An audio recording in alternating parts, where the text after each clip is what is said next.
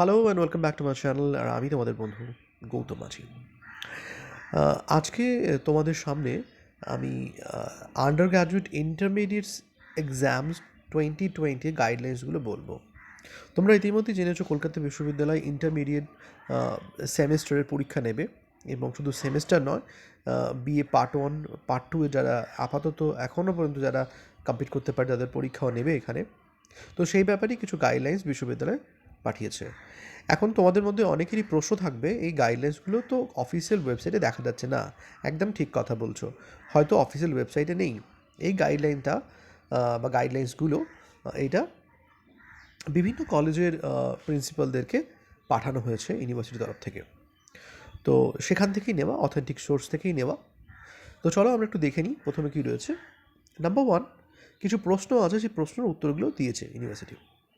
Which examination are to be considered as intermediate examination 2020 and those to be conducted between 23rd November to 23rd December 2020?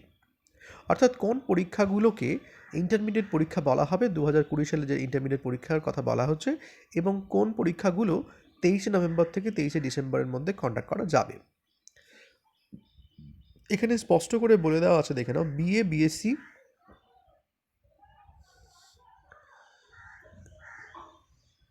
এখানে একদম স্পষ্ট করে বলছে, দেখো, BA, BSc, BCom part 1 examinations under 1+1+1 system, এটা এই intermediate semester পরীক্ষার মধ্যে পড়বে। BA, BSc, BCom part 2 examination under 1+1+1 system. 3 number, BA, BSc, BCom semester 2 examination 2020 under CBCS, BA, BSc, BCom semester 4 examination 2020 under CBCS, BCom semester 1, 3, 5 examinations for candidates already cleared BCom semester 6 examination 2020। অর্থাৎ 5 নম্বরের ক্ষেত্রে যেটা দেখতে পেলাম আমরা, যে BCom semester 1, 3 and 5 examination for candidates already clear BCom semester 6, অর্থাৎ যারা বিকমের সেমিস্টার 6 কমপ্লিট করে গেছে, যারা এখনও পর্যন্ত 1, 3 অথবা 5-এর কোনো অসুবিধা আছে, তারা এই পরীক্ষাটায় বসতে পারবে। নেক্সট কোয়েশ্চেন বলছে, হু আর the candidates eligible to appear in intermediate examinations 2020 as per UGC guidelines? UGC guidelines অনুযায়ী কারা কারা এই ইন্টারমিডিয়েট পরীক্ষায় বসতে পারবে? খুব ইম্পর্ট্যান্ট একটা কোয়েশ্চেন। প্রথম কথা বলছে, all candidates appearing as a whole in BA, BSc, BCom part 1 and part 2 examinations or BA, BSc, BCom semester 2 and semester 4 examinations, all fresh candidates as per relevant CSR. All candidate, সমস্ত ছাত্রছাত্রী যারা সম্পূর্ণভাবে BA, BSc, BCom-এর part 1 এবং part 2 পরীক্ষা দেবে, তারা বসতে পারবে। আর কারা বসতে পারবে না, BA, BSc, BCom semester 2 and semester 4, যারা, কিন্তু এখানে বলছে ফ্রেশ ক্যান্ডিডেট, সমস্ত সেমিস্টার সিস্টেমের সমস্ত ফ্রেশ ক্যান্ডিডেট BA, BSc, BCom-এর সেমিস্টার 2 এবং সেমিস্টার 4-এর পরীক্ষায় বসতে পারবে।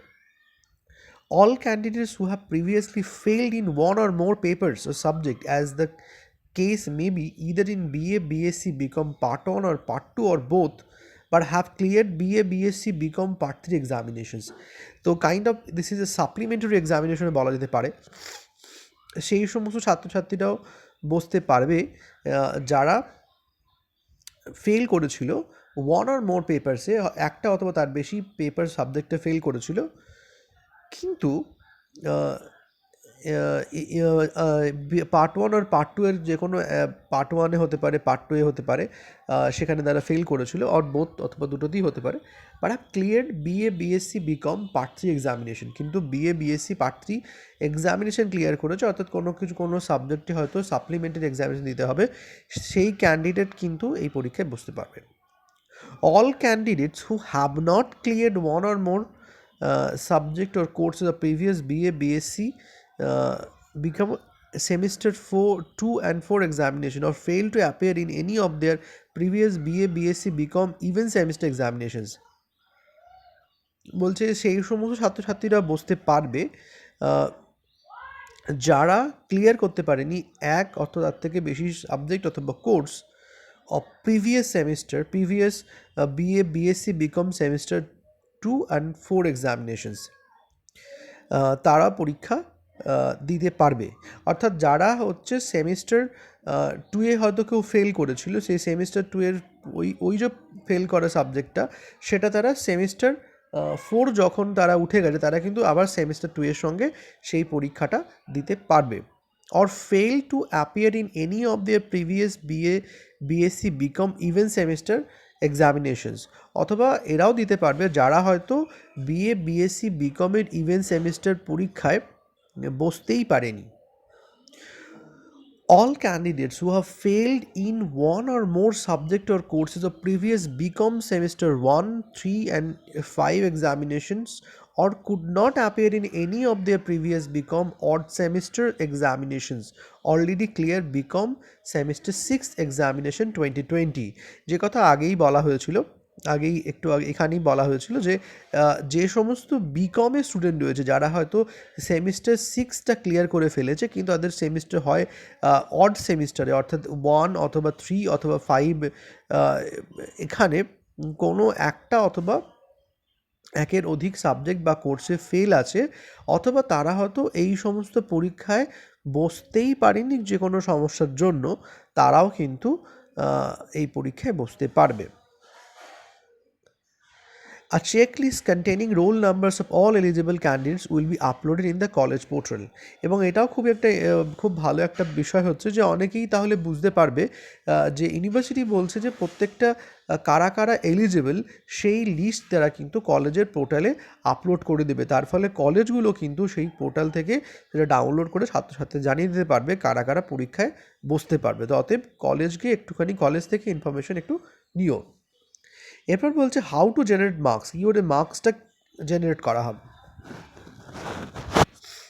For BA, BSc, BCom Part 1 examination, BCom Semester 1 examination for all components, 100% of the total assessment should be through internal evaluation conducted by the colleges.